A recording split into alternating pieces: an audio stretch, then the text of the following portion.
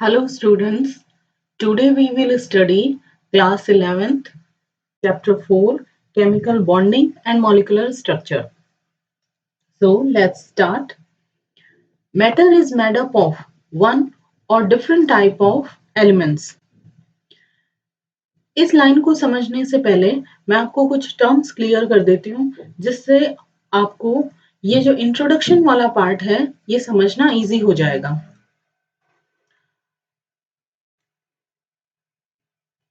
तो कुछ टर्म्स हैं जैसे atom, molecule, element, compound and matter. इनको पहले हम समझ लेते हैं। तो सबसे पहले हम एटम को समझते हैं क्योंकि ये सबसे छोटा पार्टिकल है। ठीक है, तो the smallest particle of an element which may or may not be capable of free existence. ये सबसे छोटा पार्टिकल है। किसका है सबसे छोटा पार्टिकल? एलिमेंट का। अब आप चाहें तो एलिमेंट की जगह कंपाउंड भी कह दें तो भी गलत नहीं है, और अगर मैटर वर्ड यूज में ले लें तो भी गलत नहीं है। तो मैं ऐसा क्यों कह रही हूँ कि आप कोई भी इनमें से कोई भी वर्ड यूज में ले सकते हैं। वो आप अभी जब ये सारे टर्म्स को समझ लेंगे तब आपको ये बात समझ में आ जाएगी कि यहाँ पर इनमें से कोई भी टर्म को यूज में लिया जा सकता है। तो एटम क्या होता है? स्मॉलेस्ट पार्टिकल होता है। किसका? एलिमेंट का। तो एलिमेंट क्या होता है वो भी अभी हम समझ लेंगे। ठीक है, तो अभी यही समझिए कि एटम क्या होता है? स्मॉलेस्ट पार्टिकल होता है और उसकी जो एग्जिस्टेंस होती है वो फ्री भी हो सकती है और नहीं भी हो सकती। इस बात का क्या मतलब है? इस बात का मतलब ये है कि एटम एटम के फॉर्म में भी रह सकता है और एटम के फॉर्म में नहीं भी रह सकता। दोनों पॉसिबिलिटी इसकी पॉसिबल है। ठीक है, दूसरा टर्म है मॉलिक्यूल। मॉलिक्यूल कैसे बनता है? मॉलिक्यूल बनता है एटम्स के जुड़ने पर। अब दो या दो से ज्यादा एटम बॉन्ड से जुड़कर मॉलिक्यूल बना देते हैं। जैसे एटम, एक एग्जांपल लेते हैं। एटम क्या है? ऑक्सीजन। ऑक्सीजन एक एटम है। एटम क्या है? हाइड्रोजन। हाइड्रोजन एक एटम है। लेकिन ये मॉलिक्यूल कब बन जाएगा? जब ये O2 लिखा जाएगा। ठीक है, जब ये O2 लिखा जाएगा तब मॉलिक्यूल बन जाएगा। कैसे O2 लिखा गया? यानी दो ऑक्सीजन के मॉलिक्यूल एक दूसरे से किसके थ्रू जुड़े हुए हैं? बॉन्ड के थ्रू जुड़े हुए हैं। ठीक है,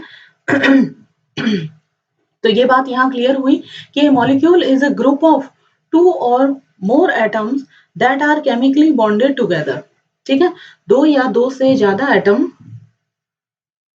बॉन्ड के थ्रू जब जुड़ जाते हैं तो वो क्या बन जाता है? मॉलिक्यूल बन जाता है। A molecule can be defined as the smallest particle of an element or a compound that is capable of an independent existence. तो अब हम इन वर्ड्स को समझ लेते हैं, एलिमेंट्स और कंपाउंड को। देखिए, आपने ये सुना होगा कि O2 मॉलिक्यूल, ये भी सुना होगा H2O मॉलिक्यूल, है ना? तो O2 मॉलिक्यूल और H2O मॉलिक्यूल यही दोनों मिलके क्या बना देते हैं?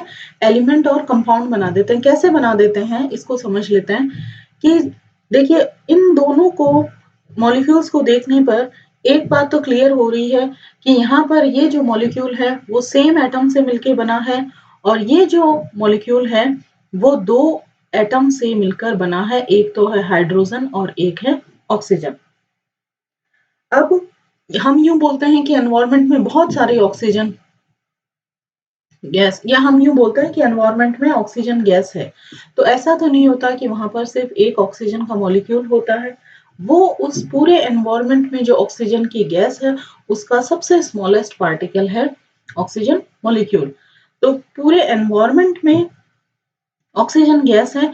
तो बहुत सारे ऑक्सीजन के मॉलिक्यूल्स जब जब हम बात करते हैं बहुत सारे ऑक्सीजन के मॉलिक्यूल्स की, तो उसको हम कहेंगे एलिमेंट, क्योंकि ये सेम एटम से मिलकर बने हुए हैं।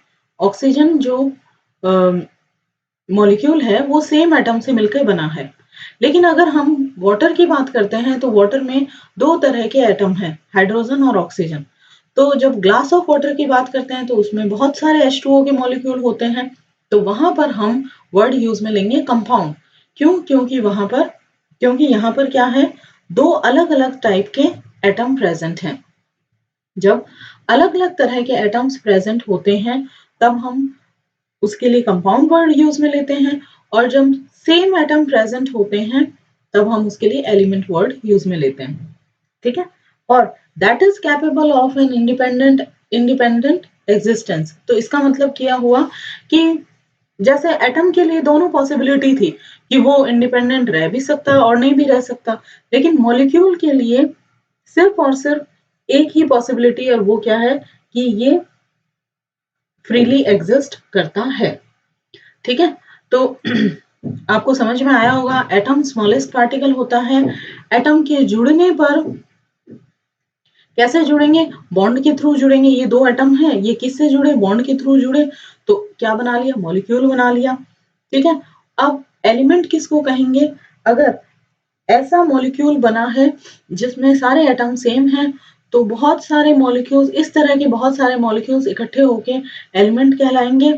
और अगर मॉलिक्यूल ऐसे एटम से मिलके बना है जिनमें दो या दो से ज्यादा टाइप के एटम हैं, तो इस तरह के बहुत सारे मॉलिक्यूल्स जब इकट्ठे होंगे तो उनको हम कहेंगे कंपाउंड। और मॉलिक्यूल की जो एग्जिस्टेंस होती है वो फ्री होती है, मतलब ये फ्रीली एग्जिस्ट करता है। ठीक है, अब हम बात करते हैं मैटर की। मैटर क्या होता है, matter is anything that has mass and takes up space या वॉल्यूम। मैटर मैटर कुछ भी हो सकता है जिसका मास होता है या जो स्पेस में वॉल्यूम को ऑक्यूपाई करता है। ठीक है, तो जो भी चीज हम देख रहे हैं, जिस भी सामान को हम देख रहे हैं, उसका मास है। जैसे एग्जाम्पल के लिए पेन ही मान लीजिए, तो पेन का क्या होता है, मास होता है, वेट होता है, और उसको अगर हम रखते हैं तो वो स्पेस भी ऑक्यूपाई करता है, मतलब उसका कुछ वॉल्यूम भी होता है। तो पेन भी क्या हो गया, एक मैटर। यानी जो चीज हम देख रहे हैं उसका मास है और उसका वॉल्यूम है, तो वो मैटर है। और मैटर का सबसे छोटा पार्टिकल क्या है, एटम। ठीक है, तो अब यहाँ हम मैटर को कैसे इंटरकनेक्ट करेंगे इनसे, इससे इस तरह से इंटरकनेक्ट करेंगे कि इन सब के ऊपर मैटर है। ठीक है, मैटर जो है वो एलिमेंट से बना हुआ भी हो सकता है, मतलब सेम टाइप के एटम से भी मिलकर बना हो सकता है, और मैटर कंपाउंड से भी मिलकर बना हो सकता है, अलग अलग टाइप के एटम से मिलकर भी बना हो सकता है। पर सबसे छोटा जो पार्टिकल होगा मैटर का, वो क्या होगा, एटम होगा। तो अब आप समझ गए होंगे एटम सबसे छोटा है। एटम के जुड़ने से मॉलिक्यूल बनते हैं। बहुत सारे मॉलिक्यूल्स जुड़कर या तो एलिमेंट बनाते हैं या कंपाउंड बनाते हैं, और यही एलिमेंट और जो कंपाउंड होते हैं वो क्या कहलाते हैं, मैटर कहलाते हैं। ठीक है, मैटर जो होता है वो तीन स्टेट में रह सकता है, सॉलिड स्टेट में, लिक्विड स्टेट में और गैस स्टेट में। अगर मैटर सॉलिड स्टेट में रहता है, जैसे उसका एग्जाम्पल हम लेते हैं लोहे की कील। तो लोहे की कील जो होती है वो किसकी बनी हुई होती है, आयरन की बनी हुई होती है। तो उसमें जितने भी एटम होते हैं वो सब क्या होते हैं, Fe आयरन ही होते हैं, मतलब सेम टाइप के एटम से मिलकर लोहे की कील बनी हुई होती है। तो वो क्या है, लोहे की कील एक मेटल है। और वो किससे बनी हुई है, वो उसको हम क्या कह सकते हैं कि वो एक एलिमेंट है। क्यों, क्योंकि वो सिर्फ और सिर्फ Fe से बनी हुई है। अगर हम H2O का एग्जाम्पल लेते हैं, यानी पानी का एग्जाम्पल लेते हैं, एक ग्लास ऑफ वाटर, तो हम ये कहेंगे कि वो जो पानी है वो मैटर है। लेकिन ये जो मैटर है ये ये कहाँ से आया है, ये मतलब ये जो मैटर है ये किस मैटर के लिए हम यहाँ पर क्या वर्ड यूज में ले सकते हैं, H2O कंपाउंड वर्ड यूज में ले सकते हैं। ठीक है, और कंपाउंड का जो स्मॉलेस्ट पार्टिकल होता है वो मॉलिक्यूल होता है, मॉलिक्यूल का स्मॉलेस्ट पार्टिकल होता है एटम। इसी तरह हम गैस की बात कर सकते हैं कि गैस जैसे मान लो ऑक्सीजन गैस है, या गैस जैसे मान लो H2 गैस है, या गैस जैसे मान लो N2 गैस है। तो इन सब के अंदर क्या है, कोई भी मॉलिक्यूल को ले लो, हर मॉलिक्यूल सेम एटम से मिलकर बना हुआ है। मतलब यहाँ पर जो मैटर है उसको हम एलिमेंट बोल सकते हैं, यहाँ मैटर है उसको हम कंपाउंड बोल सकते हैं, यहाँ वाले मैटर को हम भी एलिमेंट बोल सकते हैं। तब आप समझ ही होंगे कि एलिमेंट किसको कहेंगे, कंपाउंड किसको कहेंगे, मैटर कौन है, मॉलिक्यूल कौन है और एटम क्या है। ठीक है, अब हम इस चैप्टर को पढ़ना शुरू करते हैं। तो आपको समझना इजी हो जाएगा, क्योंकि अब आपने ये टर्म समझ लिए ना, तो अब समझना आसान हो जाएगा। Matter is made up of one or different type of elements. Matter जो होता है वो एक या डिफरेंट टाइप के एलिमेंट से बना हुआ हो सकता है। देखो, अगर हम यहाँ पर एलिमेंट की जगह एटम एटम वर्ड भी यूज में लें, एटम वर्ड भी यूज में ले, तो भी वो गलत नहीं है। क्यों? क्योंकि मैटर, ये जैसे यहाँ वाली डेफिनेशन में ये बता रखा है कि मैटर का स्मॉलेस्ट पार्टिकल क्या है? एटम है। अब अगर मैटर मैटर सेम एटम से मिलके बनी हुई होती है, जैसे हमने एग्जांपल देख लिया, लोहे की कील हो गई, या हमने एनवायरनमेंट में जो गैसेस हैं उनके बारे में बात कर ली, तो वो सेम एटम से बनी हुई होती हैं। और अगर वो डिफरेंट टाइप के एटम से बनी हुई होती हैं, तो वो लिक्विड का एग्जांपल ले लिया। और एलिमेंट भी सही है। एलिमेंट का मतलब क्या होता है? एलिमेंट का मतलब सेम तरह के एलिमेंट एटम्स का होना। तो यहाँ पर एलिमेंट वर्ड भी ठीक है, सेम तरह का एलिमेंट होंगे तो वो वन हो जाएगा, और अगर अलग अलग तरह के एलिमेंट होंगे तो वो डिफरेंट टाइप के हो जाएंगे। ठीक है, तो ये क्लियर हुई होगी ये लाइन आपको। Under normal conditions no other element exist as an independent atom in nature except noble gases. Normal condition में नोबल गैस को छोड़ के, अब नोबल गैस कौन सी होती हैं? पीरियोडिक टेबल में जो ग्रुप नंबर 18 है उसके जितने भी एलिमेंट्स हैं वो सब नोबल गैस कहलाते हैं, और ये स्टेबल होते हैं। ठीक है, तो स्टेबल होते हैं इसलिए ये एटम की फॉर्म में एग्जिस्ट करते हैं। सिवाय इनको छोड़ के कोई भी एलिमेंट एटम की फॉर्म में एग्जिस्ट नहीं करता। अब यही क्यों एटम की फॉर्म में एग्जिस्ट करते हैं, बाकी क्यों नहीं करते, तो इन क्वेश्चंस के आंसर भी इसी चैप्टर में आपको आगे मिल जाएंगे। ठीक है, जैसे जैसे हम आगे पढ़ेंगे तो आपको ये अपने आप क्लियर होता जाएगा कि यही एटम की फॉर्म में एग्जिस्ट क्यों करते हैं। A group of atoms is found to exist together as one species having characteristic properties. Such a group of atoms is called a molecule. अभी आपने मॉलिक्यूल की डेफिनेशन को समझ लिया। मॉलिक्यूल कैसे बनते हैं? एटम के जुड़ने से मॉलिक्यूल बनते हैं। तो यहाँ पर भी वही बात लिखी हुई है। यहाँ पर एक वर्ड इन्होंने और यूज में लिया, हैविंग कैरेक्टरिस्टिक प्रॉपर्टीज। इस बात का मतलब क्या होता है? देखिए, अगर आप जैसे इसको ऐसे समझ सकते हैं कि एक ग्लास वाटर है, ठीक है, इसके अंदर पानी के बहुत सारे मॉलिक्यूल्स हैं, H2O के बहुत सारे मॉलिक्यूल्स। इसमें से एक मॉलिक्यूल को बाहर निकाल लिया, एक H2O मॉलिक्यूल को बाहर निकाल लिया। अब इस H2O मॉलिक्यूल के जो कैरेक्टर होंगे वो कैरेक्टर इस ग्लास के पानी के भी होंगे। ठीक है, इसीलिए क्या होता है, यहाँ हमने पढ़ा था ना कि मॉलिक्यूल जो होता है वो फ्रीली एग्जिस्ट करता है, इंडिपेंडेंटली एग्जिस्ट करता है। वो इसीलिए करता है क्योंकि इसके जो कैरेक्टर होते हैं वो अगर इसको ग्रुप में भी रखा जाए मॉलिक्यूल्स को, तो उनके भी कैरेक्टर्स वही होते हैं।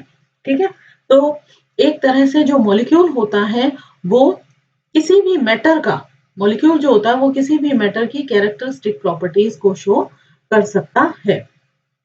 ठीक है, obviously there must be some force which holds these constituent atoms together in the molecules. अब ये यहाँ पर ये बात कर रहा है कि मॉलिक्यूल में जो ये एटम होते हैं वो इस तरीके से एक दूसरे से जुड़े हुए कैसे रह जाते हैं, मतलब वो एटम अलग अलग होते हैं तो वो इस तरीके से जुड़ क्यों जाते हैं? वो इसलिए जुड़ जाते हैं क्योंकि कोई ना कोई फोर्स उन एटम्स के बीच में होता है। और वो फोर्स कौन सा होता है? The attractive force which holds various constituent atoms, ions, together in different chemical species is called a chemical bond. ये जो attractive force होता है जिसकी वजह से ये molecule बनता है, ठीक है, इसी फोर्स को क्या कहा जाता है? केमिकल बॉन्ड कहा जाता है। यानी यहाँ पर हाइड्रोजन ऑक्सीजन के बीच में जो बॉन्ड बनता है वो किस वजह से बना? देखिए, यहाँ पर ये H2O है, तो H2O में एक हाइड्रोजन, एक ऑक्सीजन और एक हाइड्रोजन। तो यहाँ हाइड्रोजन ऑक्सीजन के बीच में जो बॉन्ड बनता है ना, वो क्यों बनता है? वो बॉन्ड बनता है इनके बीच में होने वाले अट्रैक्शन फोर्स की वजह से बनता है। तो ऐसा क्या होता है कि ऑक्सीजन और हाइड्रोजन के बीच में ऐसा कौन सा अट्रैक्शन फोर्स काम करता है जिसकी वजह से बॉन्ड बनता है, तो वो भी हम आगे जैसे जैसे चैप्टर को पढ़ेंगे समझेंगे। ठीक है, combination of atoms of various elements in different ways. अब यहाँ पर जो एटम्स होते हैं उनके बीच में कॉम्बिनेशन होता है। कॉम्बिनेशन हुआ, हाइड्रोजन अलग था, ऑक्सीजन अलग था, लेकिन इन दोनों के बीच में कॉम्बिनेशन हुआ, एक H2O मॉलिक्यूल बना। तो ये भी अलग अलग तरीके से एटम के बीच में होता है। कुछ एटम के बीच में कॉम्बिनेशन जो होता है वो केमिकल वो कोवलेंट बॉन्ड की वजह से होता है। कुछ जो एटम्स होते हैं जैसे NaCl एग्जांपल ले सकते हैं, इनके बीच में जो कॉम्बिनेशन होता है Na और Cl के बीच में, वो आयनिक बॉन्ड की वजह से होता है। ठीक है, तो इस तरीके से अलग अलग बॉन्ड एटम्स के बीच में बनते हैं। तो कुछ क्वेश्चंस अराइज होते हैं कि ये एटम कंबाइन करते क्यों हैं, ये अलग अलग थे तो इनको क्या जरूरत थी अट्रैक्शन फोर्स लगाने की, बॉन्ड बनाने की जरूरत क्या पड़ी। Why are only certain combinations possible, कुछ ही कॉम्बिनेशंस पॉसिबल क्यों होते हैं, हर तरह के कॉम्बिनेशंस पॉसिबल नहीं होते, तो वो कुछ ही क्यों होते हैं। Why do molecules possess definite shapes, molecules की शेप डेफिनेट क्यों होती है। जैसे H2O मॉलिक्यूल होता है, इसकी शेप कैसी होती है, ठीक है, NaCl की शेप कैसी होती है, तो इन सब के बारे में हम बात करेंगे। तो इनकी शेप भी कैसी होती है, डेफिनेट होती है, तो वो क्यों होता है। तो इन सारे क्वेश्चंस के आंसर हमें इस चैप्टर में मिल जाएंगे। To answer such questions different theories and concepts have been put forward. अब इन क्वेश्चंस का आंसर देने के लिए बहुत सारी थ्योरीज आई, जैसे Kossel Lewis approach, valence shell electron pair repulsion, VSEPR theory, valence bond theory and molecular orbital theory. अब हम इन सारी थ्योरीज के बारे में एक एक करके थ्योरीज के बारे में समझेंगे। ठीक है, every system tends to be more stable. देखो यहाँ पे मैंने कुछ लाइंस छोड़ दी हैं।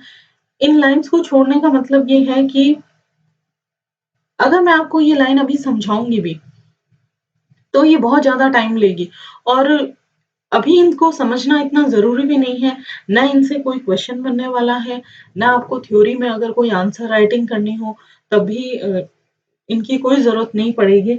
हाँ, बात रही समझने की कि ये लाइन हमें समझनी है, तो अभी अगर मैं इनको समझाऊंगी तो ये बहुत ज्यादा टाइम लेगी, और इन लाइंस को समझने के लिए जैसे हम चैप्टर को पढ़ लेंगे ना, उसके बाद ये लाइन अपने आप समझ में आ जाएंगी।